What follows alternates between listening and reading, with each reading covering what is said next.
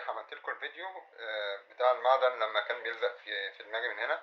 فانا جاي اعمل لكم تجربه تانية لبقيه المعادن. آه، طبعا احنا عملنا امبارح ربع جنيه، النهارده هنعمل نص جنيه. اهو اهو اهو هنا زي ما انتم شايفين في مغناطيس عندي جوه دماغي تقريبا، هو اللي بيعمل كده. طيب بلاش العمله، هنجرب الحديد ده.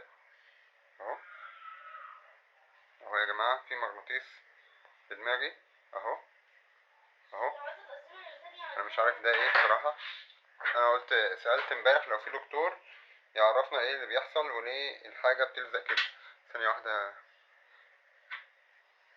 اهو اهو يا جماعة. انا مش عارف ده ايه بصراحة.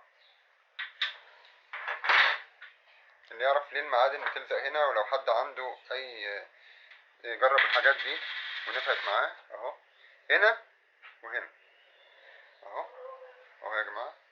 انا بحس بقوة مغناطيس بتشد الحاجة اهو